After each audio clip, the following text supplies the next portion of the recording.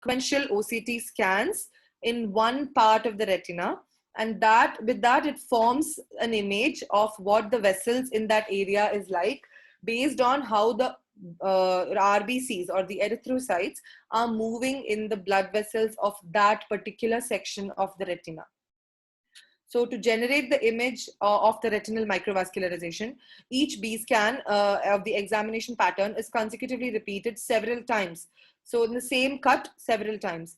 The contrast comparisons on consecutive B scans at the same location reveal some areas with a contrast change over time and some areas with a constant contrast, that is same contrast. So the change in the contrast in specific location is attributed to the movement of erythrocytes or red blood cells, which therefore indicates the location of vessels. So then it forms the image of, it creates a three-dimensional image of the blood vessels based on the movement of the erythrocytes in that particular area. As every OCTA obtained is essentially a cube scan, it is a three-dimensional or a 3D assessment of the retinal vasculature, unlike traditional fundus fluorescein angiography or ICG angiography, which is a two-dimensional scan. So that is just going to show you one picture or like a photograph of one part of the retina. But this is going to show you all the layers of the retina, what the vessels look like in all the layers. That's why it's called a three-dimensional scan. Now coming to the evaluation, evaluate the scans from inner retinal surface right down to the choroid in a continuous manner. OCTA machines have taken the cube and split it into slabs. So imagine a cube and imagine if you cut that cube into slices. So each slab or slice is what it is going to give you the information about. Okay. So the first slab is the inner retinal slab, which extends from 3 micrometers below the internal limiting membrane to 15 micrometers below the inner plexiform layer. This incorporates the known anatomic location of the superficial retinal vascular plexus, which is generally what we see on a traditional fluorescein angio. So as you can see here, this is the inner retinal slab. Next comes the middle retinal slab that extends from 15 micrometer below the inner plexiform layer to 70 micrometer below the inner plexiform layer and incorporates the known location of the deep retinal capillary plexus. This is poorly seen on traditional fluorescein angiography, but it can be beautifully visualized on an OCTA. Then the outer retinal slab extends from 70 micrometer below the inner plexiform layer to 30 micrometer below the retinal pigment epithelium reference line. This region anatomically corresponds to a part of the retina within which there is never any vasculature in a normal individual. This is useful to identify type 2 neovascular membranes. So, I mean, normally if it's not there and then it's there, and then if the OCTA picks up some vasculature, that should tell you that something is wrong. I'll come to that in detail later. So the next slab is the choriocapillaris, which extends from 30 micrometer below the RP reference. It incorporates the choriocapillaris and allows detection of early type 1 choroidal neovascular membranes. Aishwarya, I Yes, just want to comment on these labs. It's very important that you have a good software that gathers these labs necessary to see your pathology. Some softwares, they narrow down the area where you need these labs to be in. And so you might, as you said, you might get or you might lose the choroidal neovascular membrane type 1, type 2. And it's very important that you have the correct lab and that you adjust into your machine. And also, you could possibly vary whatever you're looking for in the size of the scan. If you get a too large scan area, you might lose, miss details that you don't see. But if you get smaller, like 3 by 3 or 5 by 5 or a less area, smaller area, you can zoom it in and you see better the vessels. So when you consider all slabs and the areas, and you should consider the whole, and the technician might not know where to look at. So you might have to tell him that you should see this area, photograph this area, and scan these areas, depending on the slabs, and you're going to find whatever you're looking for, like a choroidal neovascular membrane, for example, and then you do the whole thing. You do unfast or unfaced to see Yes. the whole thing and compare with the OCT, the normal OCT.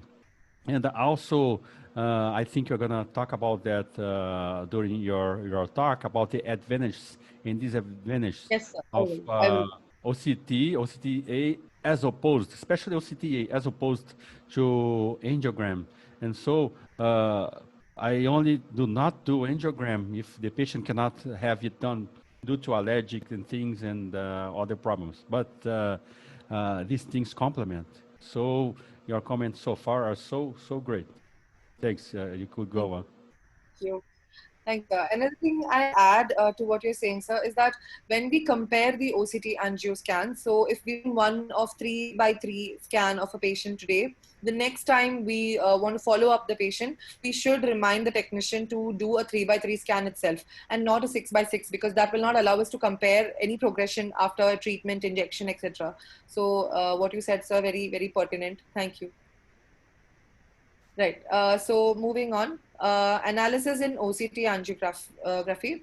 So I'll just deal with some terms that we'll come across. Segmentation. OCT angio produces volumetric flow information. So to allow for rapid identification and interpretation of pathological vascular features, there is segmentation of the anatomic layers. So the report is always given to you and in the form of a segmented report. Like each layer will be seen as a separate picture. Then there is end-phase projection. End-phase projection produces two-dimensional views of the segmented tissue layers. That is, in end phase, what you are seeing like in front of you. Then slabs and slices, these refer to the tissue volume used for end phase projection.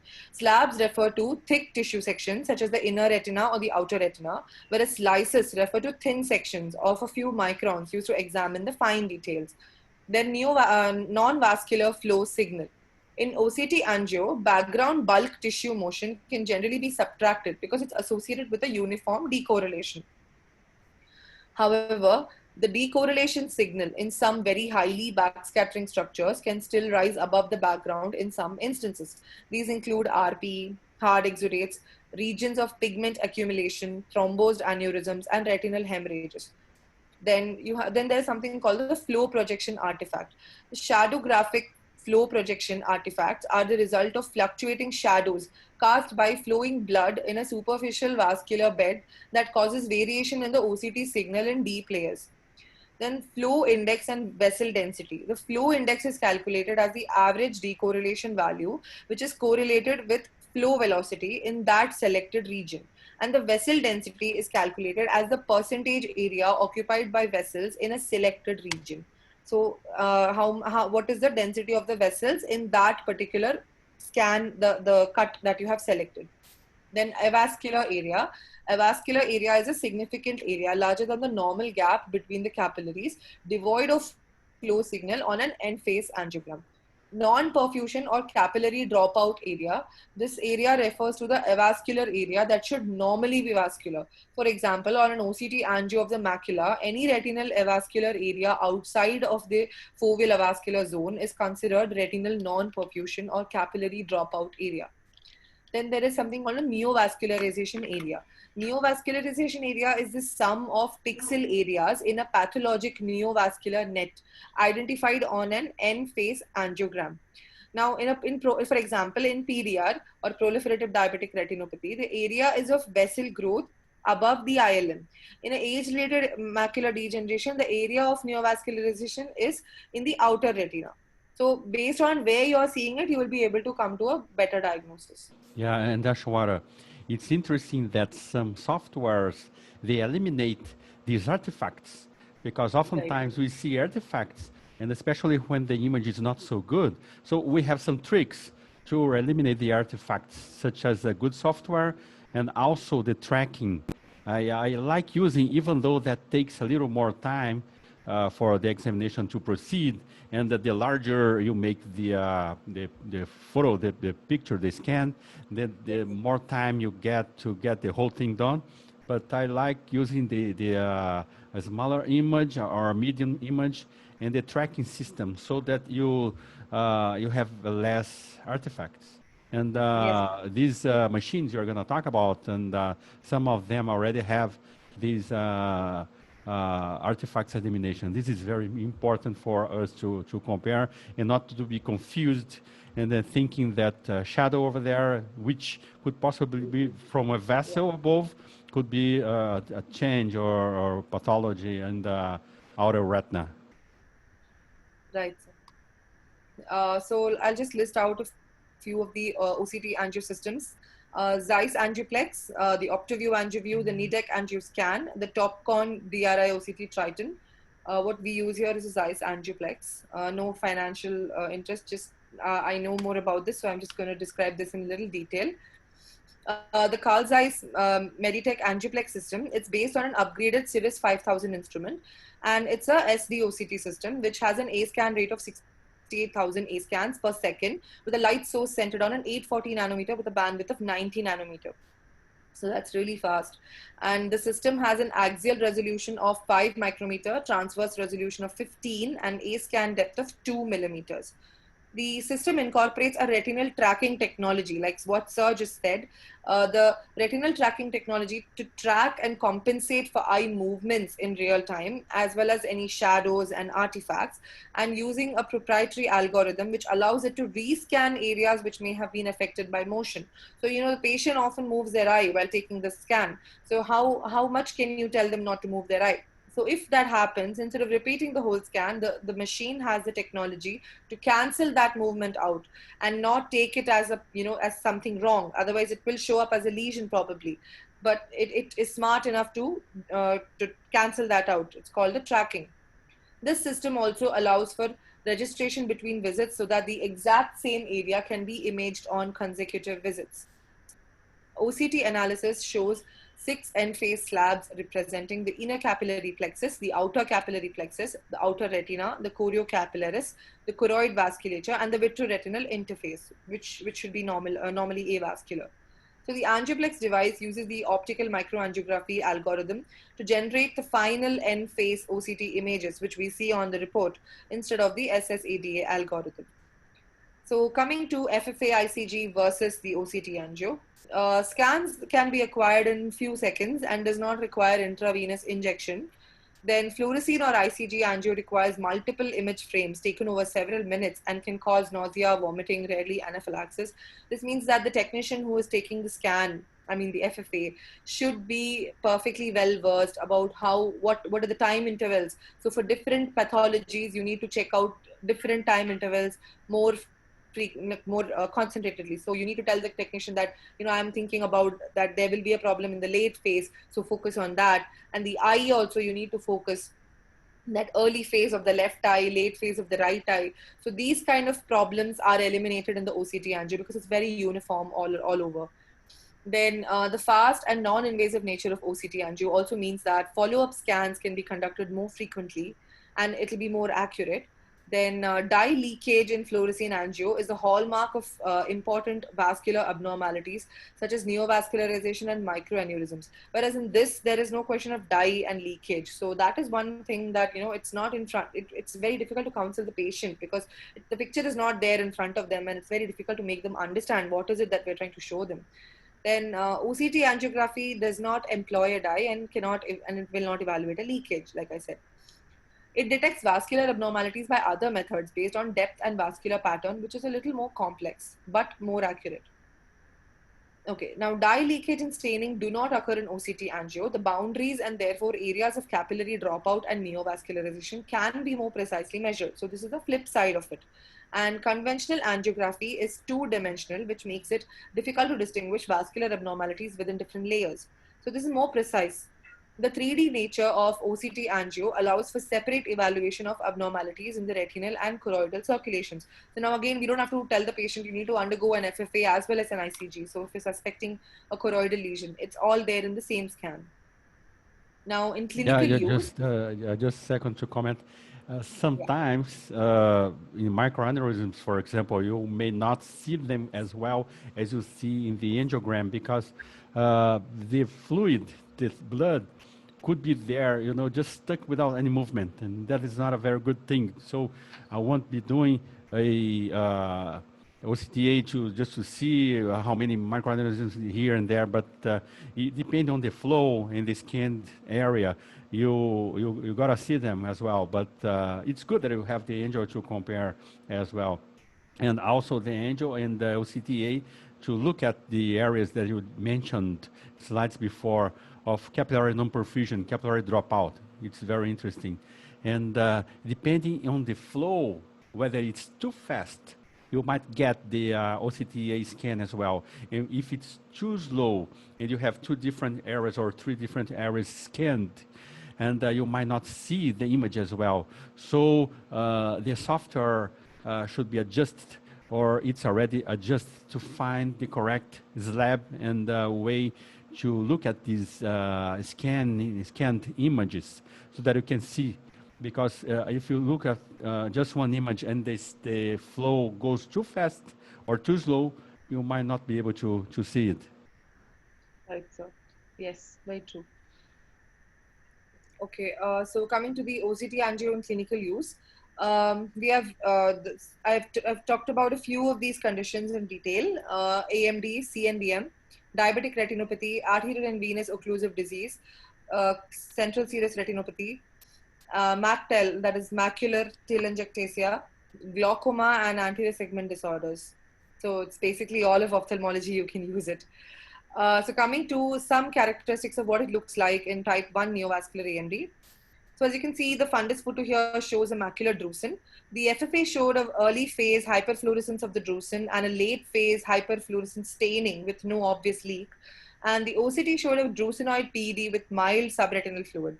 So what will the OCT angio what can we expect in that? That shows a CNVM complex deep to the retinal pigment epithelium. So in type 1 neovascular AMD, you will expect a CNVM complex deep to the RP. Then, so as you can see in this image, active type 1 neovascularization and color-coded highlighting of the vessel complex is what I'm showing here. There is a mature vascular complex with prominent feeder and dilated core vessels and finer interlacing and anastomosing vessels towards the periphery of the lesion. Coming to the next here, there is a medusa-shaped type 2 neovascular complex located above the retinal pigment epithelium, and a high flow core feeder vessel is a likely entry point into the subretinal space. So this will show you that from where is the fluid leaking. So that shows the vessel, which is the likely entry point from the subretinal space, where is the fluid leaking, which is the source of the neovascular complex.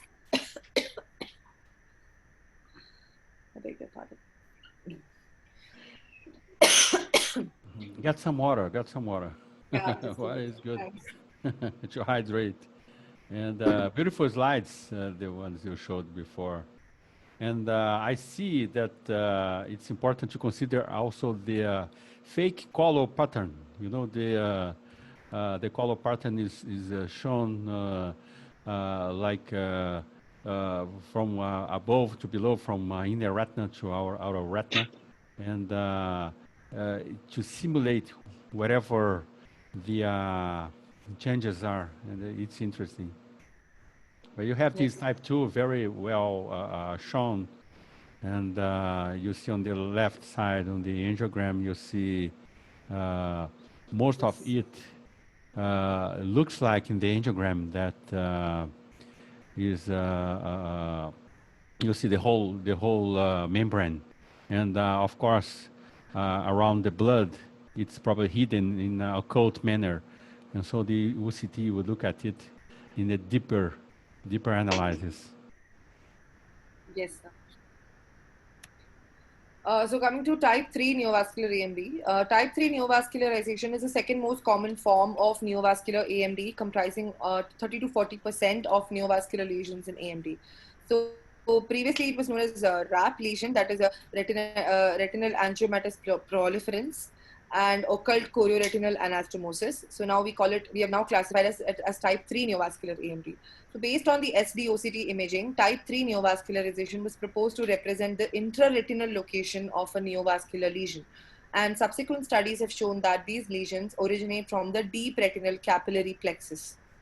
a subtle hot spot in fluorescein angio or ICGA, or only on an intraretinal density with SBOCT may be appreciated. And OCT angio has for the first time identified the microvascular morphology of the type 3 lesions, a small high flow vascular tuft of smaller caliber vessels originating from the deep retinal capillary plexus of the outer retina.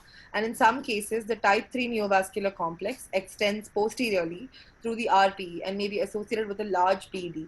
In contrast to the chronic type 1 and 2 neovascular complexes that tend to horizontally radiate and branch out in a C-fan pattern, this one will not be so. It will extend posteriorly, and it will also be associated with a large thumb-shaped PED. OCT angio in early type 3 neovascularization with the appearance of a small tuft of vessels originating from the deep retinal capillary plexus. And this demonstrates the OCT subsequently of the same region will demonstrate a cystoid macular edema associated with a hyperreflective type 3 lesion located in the outer nuclear layer. Now coming to what does a fibrotic CNVM look like? Appears as a tangled neovascular network that appears as a high flow round lesion comprising of thin emerging branches with surrounding dark area, which is a avascular area, and probably a leakage of fluid.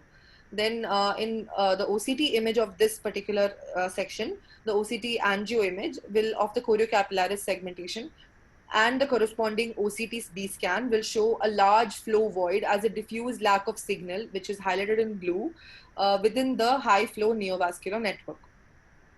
What does a PCV look like? Now, as you can see here, the photo, it's a little small, I know, but color photo 1 shows a rounded appearance of the macular reflection.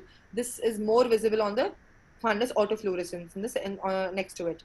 And the intermediate phases of the indocyanine green angiography with the polyp is seen very clearly as a leaking hotspot. And the OCT scan will confirm the presence of exudates with localized elevation of the retinal pigment epithelium connecting through a right angle with the remaining retinal pigment epithelium. This is a serous retinal detachment. So OCTA, now what will that show? So end phase OCTA will show a rounded image that may correspond to the polyp as pointed out by the yellow arrow.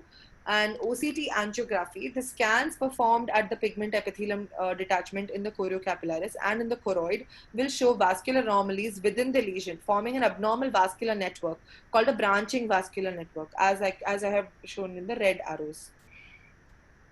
So that was what a PCV looked like. Now coming to diabetic retinopathy.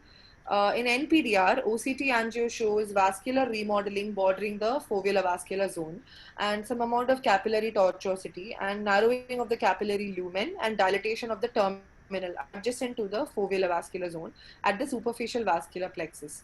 Now, the problem with this is that not all microaneurysms are perceived in both superficial and deep capillary networks, most probably because OCT angio is limited by the principle of slowest detectable flow. So, microaneurysm will have it will not always get picked up, but yes, those that do get picked up will be very clearly visualized as highlighted in the yellow circles. Now coming to DME, OCT shows vascular loops and cysts both in superficial and the deep plexus. And end phase OCT is the best technique to outline the cystic changes that are seen in DME. It is the what we learn, the flower pattern of DME, and all will be very clearly visualized in the OCT angio very beautifully, as you can see in these pictures. And the IPL layer appears to be the best location to appreciate this particular type of edema.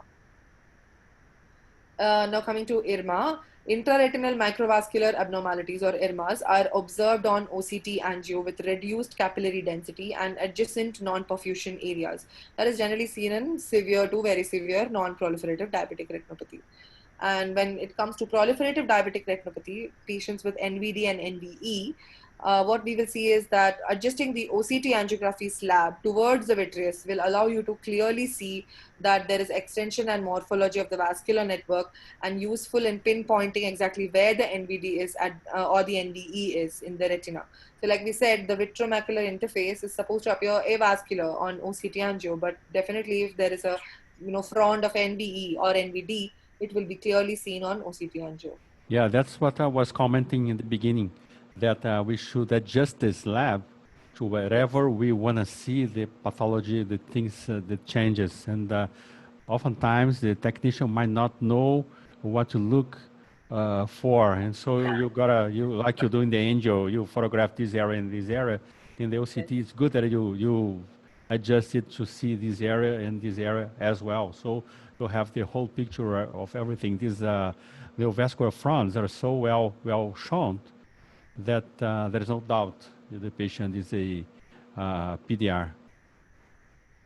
Right. It's very important to correlate clinically with what we see. Like just by we cannot just diagnose it purely based on the OCT angio. Like sir is saying, we must have what a clear picture in our brain of what where we are looking for the lesion. Only then this will be able to help you to the maximum. Then coming to quantitative capillary perfusion density, OCTA color-coded capillary perfusion density mapping.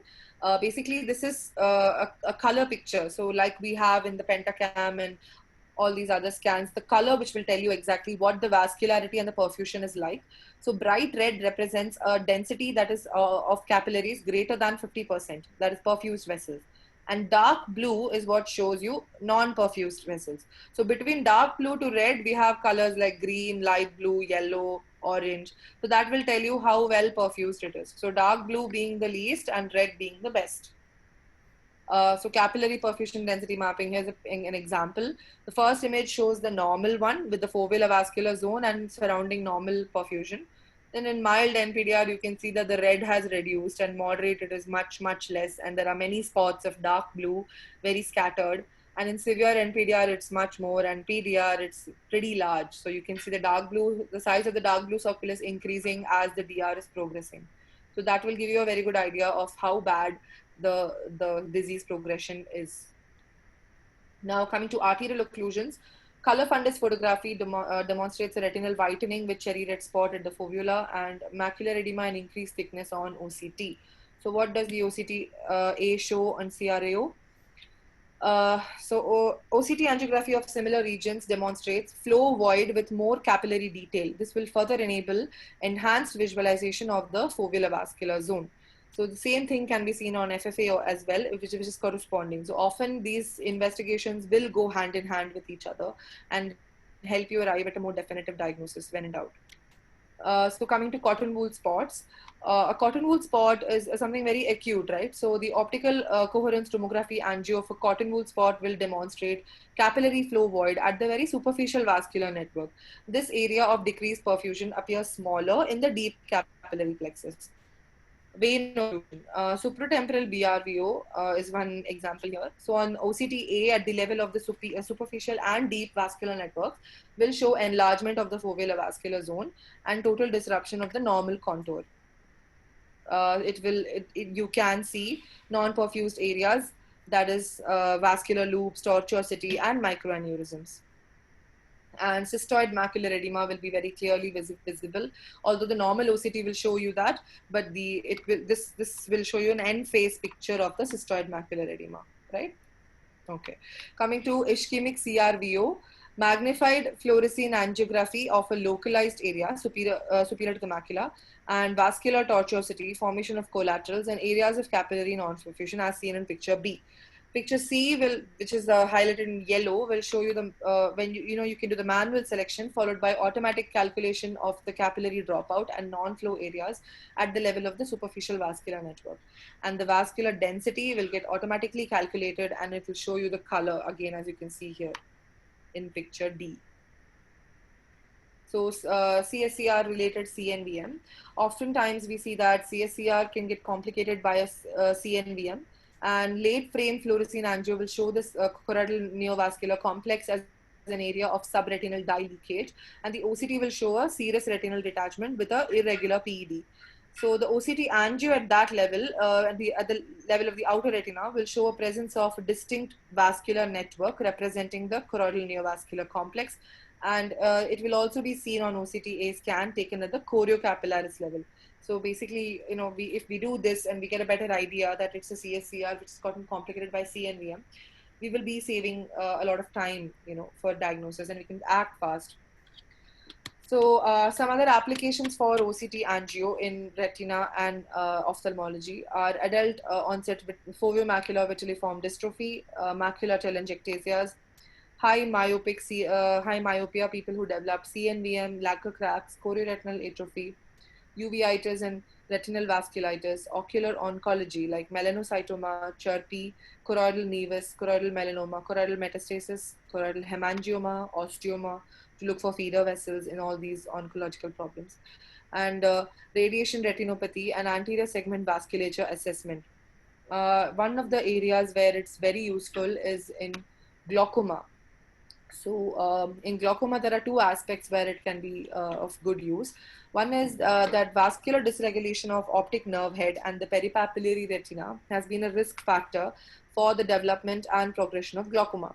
So, using OCT angio, you can study the vessel density and perfusion in the various layers of the optic nerve head and the peripapillary area. And recently, it's been showed that sectoral vessel density measured in the retinal nerve fiber layer will decrease prior to development of clinically significant retinal nerve fiber layer thinning and visual field deterioration. So imagine if you're able to catch that before the you know progression in fields as well as in OCT RNFL, which are supposed to be the earliest detectors for progression of glaucoma. So this is going to be much earlier than that. Another place where you can apply the OCT angio is to study the vascularity of a trabeculectomy bleb. So that's another application. Then coming to so I would like to conclude by saying that OCT angio has rapidly expanded as an imaging modality, and it has been used to qualitatively and quantitatively describe the changes in retinal and choroidal vasculature associated pathology. It also has the potential to enhance our understanding of the disease mechanism, since microvascular changes can be correlated to structural features. Currently, OCT angio is widely used in the clinical setting to guide treatment or diagnostic decisions. We still have to unearth a lot of technology related to this, and I think it will go a long way. So, thank you so much for your patient listening. Yeah, that was awesome. Great, great lecture. And also at the end of your lecture, when we were talking about glaucoma, also I like doing OCTA to look at the optic nerve for those large drusen. They might Yes, sir. compress somehow the vasculature over there, and they might cause some ischemia, either nasal or temporal. So this is good to see. And also, as you said, for glaucoma, to follow up on the nerve fiber layer thickness and correlate it with uh, the other things displaying there. This is, yeah, very good that you pointed out so many details and with good examples. And so now I think we have more a better idea on how to look at the OCTA as compared to the OCT as well, and the whole picture during the FA and the whole retina examination to look at a specific point so as to make a very good diagnosis.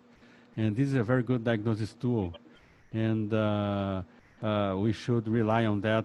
But not only on that, if we do not compare with the OCT, well, regular OCT, as Dr. Puja gave the lecture last week, and the angiogram as well. And considering that we cannot always rely on the angiogram, especially on those occult choroidal neovascular membranes, and it's good to look at the types. You pointed out very well the types of the membranes, type 1, 2, and 3, and to learn how to observe them in both OCT and OCTA. So it was awesome, you know. I was all slides were very well explained, and I might have commented before your slides and the things that you showed later, but that was good to emphasize. Yes, sir. Interesting. Thank you very much. And Thank you.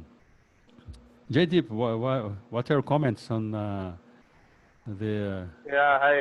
great lecture? Firstly, yeah, I would like to congratulate Aishwarya for the excellent presentation. Thank you, Really sir.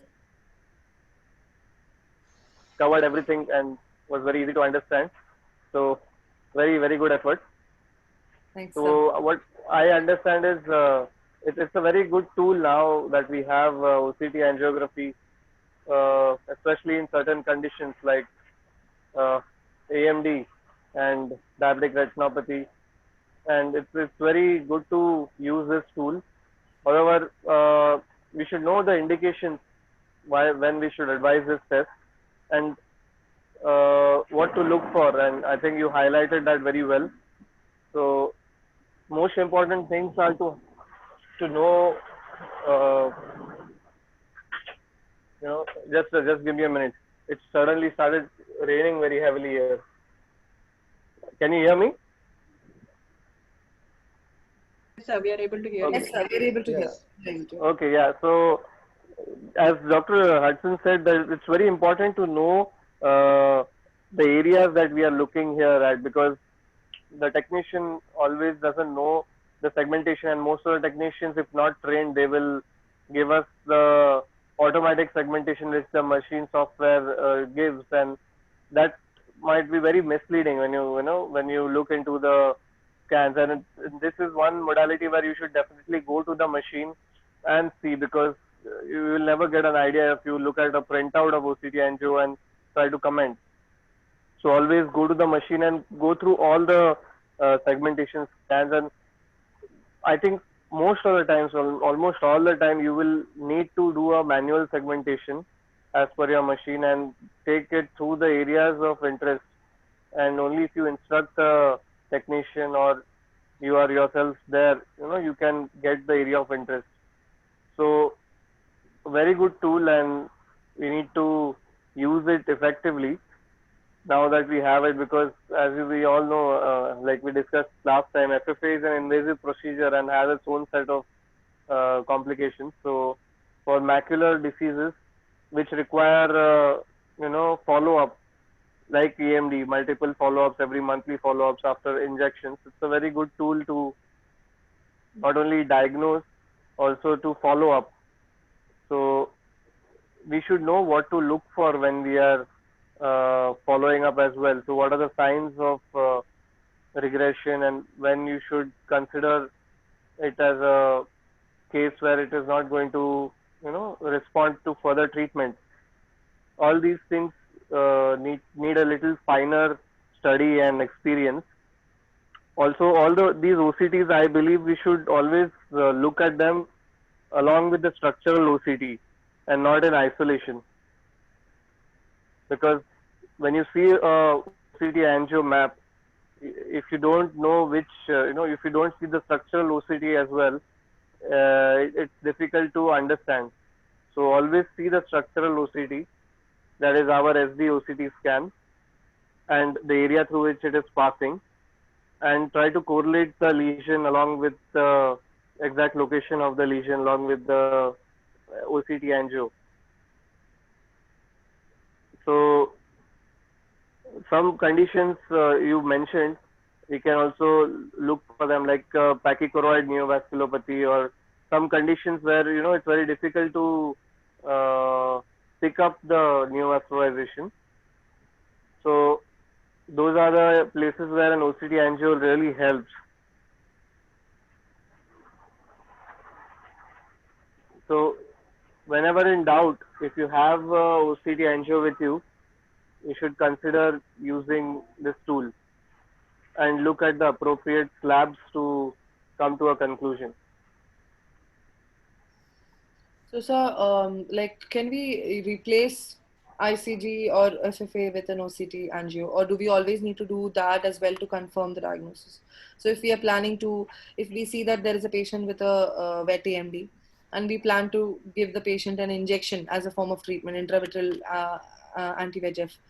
So, before that, we always prefer to do a angiography or an ICG to confirm our diagnosis, right? So do you think OCT angio will be good enough to confirm that diagnosis and proceed with the treatment? Or should we also do a fluorescein or an ICG to stay on the safe side? No, Yeah. I think that's a very good question, because I think it's a matter of debate in many of our meetings. So, well, you cannot take out FFA and ICG out of the equation, even if we have OCT angio now. It is definitely there to stay in the future as well. and for certain conditions, it is the gold standard. Like in ICG, you cannot diagnose 100% on a OCT angio. So the answer would be, if you cannot pick it up, if you don't pick something up, as I said again, if you don't pick it up on the OCT angio, then it's worthwhile doing an FFA or an ICG, definitely. But to start off with, if you can pick up a lesion on a OCT angio, I'm sure it is sufficient to uh, not only diagnose but to initiate treatment and then follow up the patient. Okay, sir. Because that's the whole beauty of the OCTA. You don't need to always do both, because then it is not going to serve the purpose. So if you cannot pick up something on an OCT angio and you clinically suspect that there is something going on there, then basically you should go for a ICG or a FFA. Okay, sir. Okay. I like doing ICG for PCV, for example. I would do it if I had to choose from ICG or OCTA for PCV, polypoid. I will go on with ICG. Gives you a very good image. Yeah, I still do the same. I do the ICG first whenever I'm doubting PCV. Unlike not the OCT angio. OCT angio probably comes after ICG. All right. Pooja Kandula, Yes, sir. you gave Yes, us sir. the last lecture last week, and Yes, sir. this was awesome as well. No, you both, Thank you, sir. as a team, Thank you, sir. I think you shared Yes. many important things on the OCT on CTA. Do you have any comments on Aishwarya's lecture? Yes. I would like to congratulate Aishwarya for such an excellent presentation. Actually, we don't have an OCT angiography, so I have very little knowledge about OCTA to comment. But I would like to ask few questions, sir. As Aishwarya has already asked, if you are given if the patient is having PCV, what is your choice? Like you go for an OCTA or an ICG? And in diabetic macular edema, is there any special advantage of OCTA than the regular investigations which we do? And as sir said, Jaydeep sir said, we keep monitoring for the patients in case of ARMD with multiple injections. ARMD, we have OCT biomarkers, right, sir? So in OCTA, what are we trying to look for with multiple injections? Can you share your knowledge about this?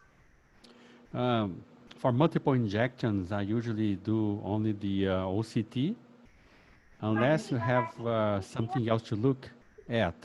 Because it's easy to follow the edema, and especially on macular edema for diabetic retinopathy patients, for example, I like to measure, the whole thickness of the macula, the foveal central retinal thickness, and then you keep injecting, and then as you observe, the things are getting better, and the cases are pretty straightforward. So I don't have to look at the flow or whatever else, unless I want to look at this deeper and see the capillary plexuses and do the capillary dropout and ischemia and things that I also can look into the angiogram as well. So for regular cases in diabetic retinopathy patients, for example, I like doing just the regular OCT and the angio. But if you have choroidal neovascular membranes and you keep doing injections and you're repeating and you are deciding either treat in extend or treat as necessary, and then I would do OCTA as well. I like to follow, but oftentimes, as Jaydeep said, you might not be able to get the 2 exams at a time, and also concerns on the social questions there, and the patient might not be able in the public system to have them both performed. And answering the other question about the for PCV, that I would definitely do ICG and angiogram and ICG if I had to choose between these angiogram And I mean, the ICG and the OCTA, I would rather do the ICG that shows better the lesions for PCV. And according to the studies, you know, most of the studies, they don't display OCTA, but they display the OCT for injections and thickness measurements, and you see the visual acuity.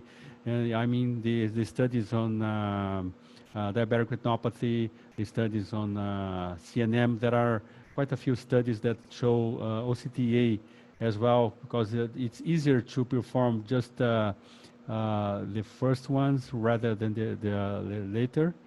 And so that's why I think you have to select the cases that you choose for OCTA. If you can do both, better. But for the sake of maybe time as well, studies, and follow up on the patients in the daily clinic, you can get away with that by doing only the regular OCTs. Yes, I agree. And as Pooja's question is, when you follow up a patient of NAMD, suppose an NAMD patient, when we are injecting, how do we look into OCTA? Well, there are few signs which you look into, like one is the lesion size on OCTA.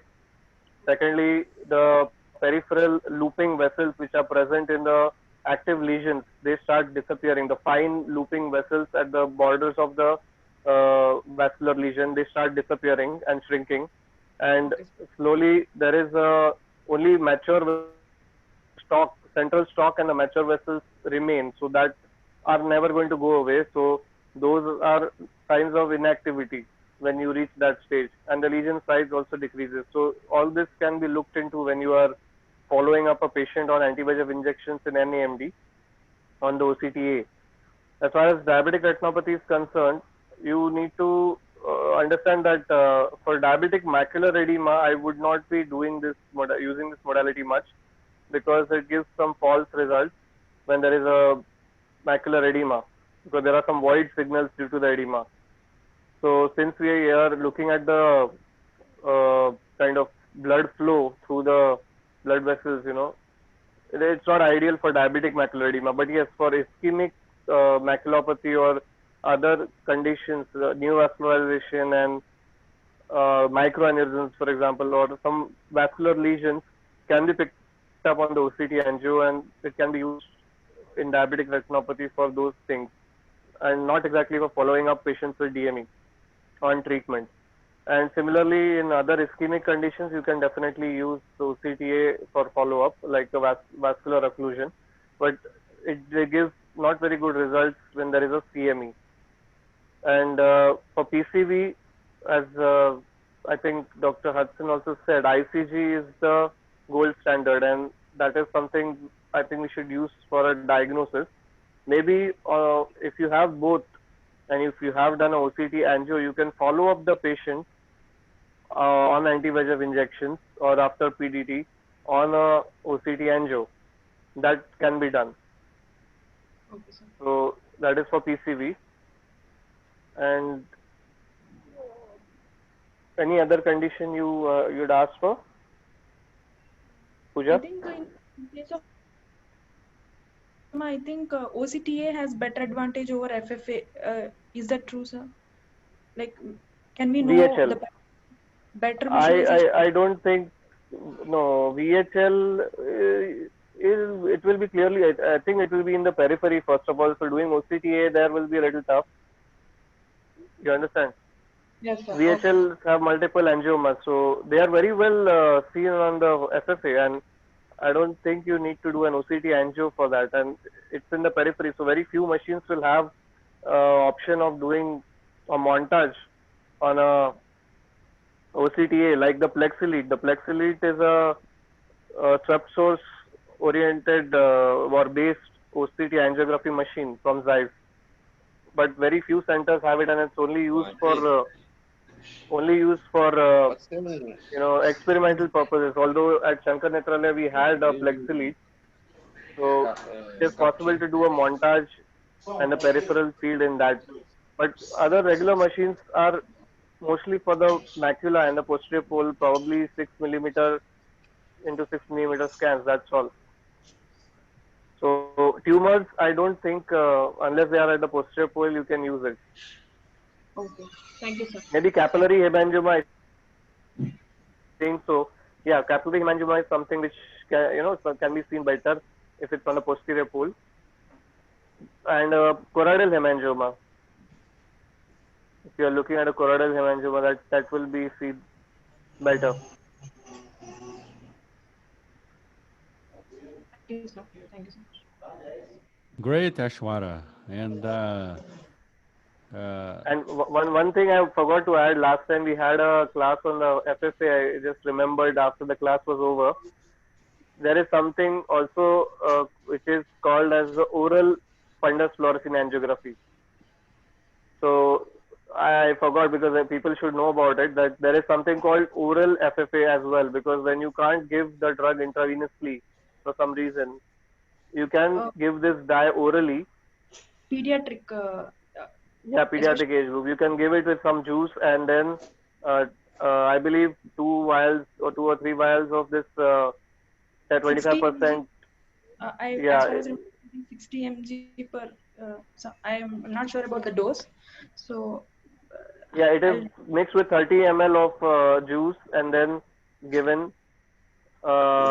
And then after about 15 minutes, another 30 ml of juice is given. So after half an hour, you can start taking the images. But the only drawback of this oral angiogram is that you can't pick up the lesions which are in the early phase. You can only get the late phase. So any lesion you want to pick up in the late phases can be visualized on this oral angiogram. Maybe So a great. condition like vasculitis in pediatric. I think Yeah, exactly. So those these conditions conditions, can. those Okay, sir. conditions, it can be used. So you just keep it in mind that that is also one of the things which can be done. all right, then.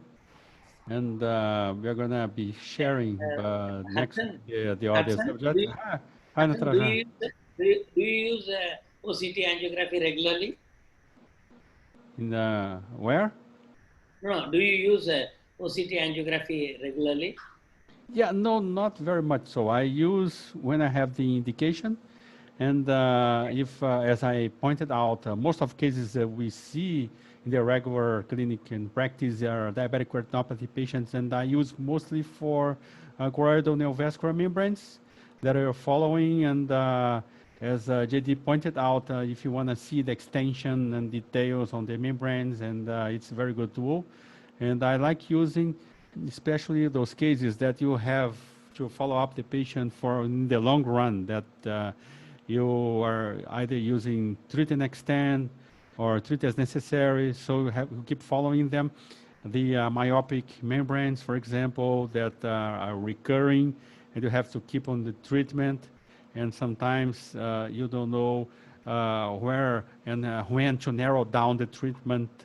For the treat and extent, for example, I usually start every month, and then I go 1.5 months, 2 months, and rarely comparing to the Altair study for CNS age-related macular degeneration for 3 months, but I'm not quite there.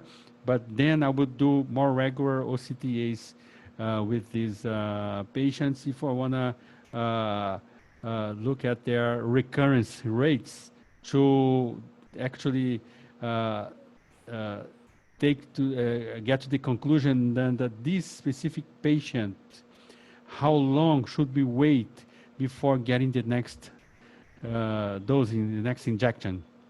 So I like doing, but especially for these a Yeah. little more chronic patients, and maybe once at the beginning. Okay. No, I'm thinking of actually. I told I couldn't talk to Jaydeep. I know I heard your discussion. Jaydeep, I was suggesting to Aishwarya that Yes, wherever sir. AMD patients, can we do a study of doing FFA, ICG, and OCTA for few patients and compare notes with the Hudson's patients and maybe have a joint paper. I don't know what we will get new apart from what is available in the science. But I thought, can we do a study in wherever patients accept to do all the three? Yeah, good idea. I will Yes, sir. We separate can. some cases of so Yeah, we could do this you know, like the study and maybe a paper and yeah, compare that's with what. That's what. ICG, Exactly. FA, and OCT and Yeah. OCTA as well. Pooja has OCT angiography in Amrita. No, sir.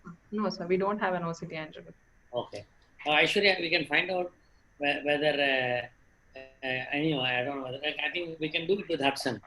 Yes, Jaideep, sir. can we make a protocol so that we can fill it up whichever patients are ready? Yes, sir. Yes, sir. We can do that. So we Yeah, will so be doing FFA, ICG, and OCT angio, all three you're saying, sir? yeah, that's right. That's right. In AMD. Okay, okay. In AMD, okay, okay. Yes, sir.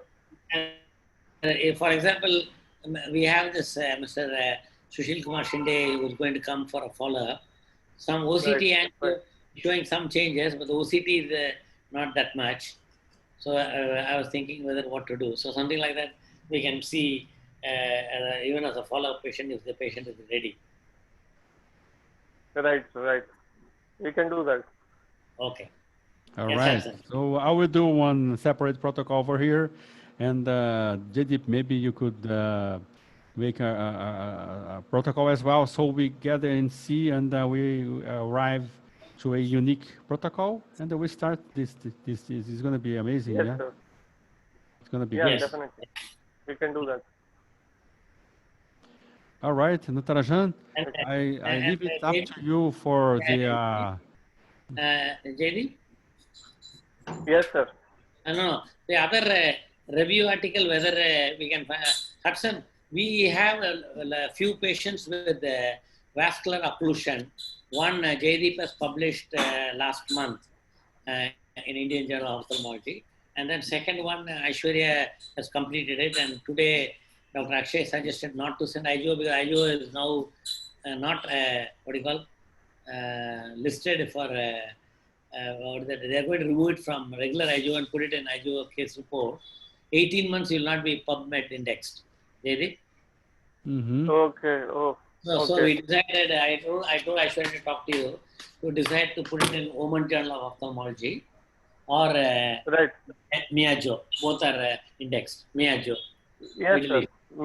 Middle East Journal or Woman Journal. Yeah. Sure, sir. Then have you seen patients, Hudson? No, not yet. For as you Have mentioned, seen patients with the occlusion in your place? uh, CRVO, CRAO, BRVO due to COVID. no, I have not seen them. Okay. Not yet. But But there are, you mentioned you had two cases, and yes, one of them is published in the Indian Journal of I Ophthalmology. go. What about the Second CRO? one, It's yeah, on the track. yes. Probably, Aishwarya, can you send that publication thing, Sneha's paper? Yes, sir. I'll send it. Sure. You could possibly share us the link. Yes. So some patient might have skipped It will from my come eyes, up but I'm not sure. in the November issue, sir. Once it's published, I'll send you the link, sir. All right, great. But the one from BRVO, you already have the link. It's already published, isn't it? No, sir. No, Once It's accepted, sir. It is going to be published in November's issue. Okay. Maybe online will be a little ahead of publication. We have that. When the link comes, we can send you ahead of. Yes. Yeah. So Jaideep is writing a review article, and other one I'm thinking is we want to write a review article on epiretinal membrane with David Pelez.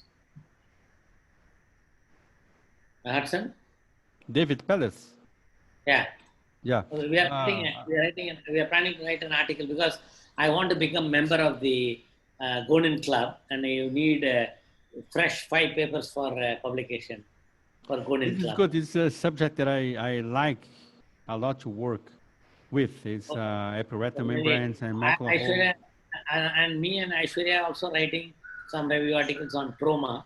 Maybe we will send you wherever you are happy to take part. You can let us know.